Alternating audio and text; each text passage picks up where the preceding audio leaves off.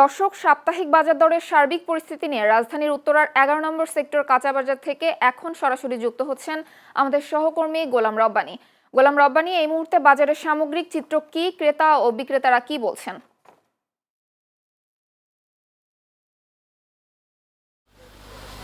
ধন্যবাদ জান্নাতুল ফেরদৌস জান্নাত আপনাকে। সপ্তাহ জুড়ে নিত্যপণ্য বাজারের দামে ওঠানামার কারণে সাধারণ ক্রেতাদের ভিতরে একটা নতুন চাপ তৈরি হয়েছে। এই মুহূর্তে আমি অবস্থান করছি উত্তরা ১১ নম্বর সেক্টরের কাঁচা বাজারে। আমি সকাল থেকে বাজারে অবস্থান করেছি। আমি অনেক ক্রেতা এবং বিক্রেতাদের সাথে কথা বলেছি।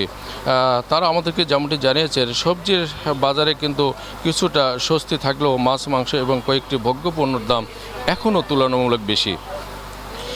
বাজারে বর্তমানে আলু, পটল, করলা ও শসার বেশি কয়েকটি সবজির দাম স্থিতিশীল রয়েছে।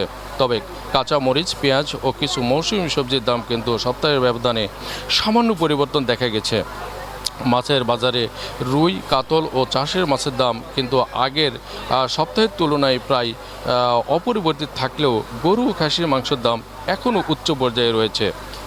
ক্রেতারা কিন্তু বলছেন, প্রতিদিনের বাজার খরচ সামলাতে হিমশিম খেতে হচ্ছে।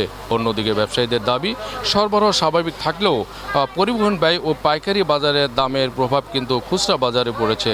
তবে ব্যবসায়ীরা আশা করছেন, সরবরাহ ব্যবস্থা স্বাভাবিক থাকলে আগামী সপ্তাহে কিন্তু বাজার আরও স্থিতিশীল হতে পারে, এই প্রত্যাশায় সাধারণ ক্রেতারা করছেন।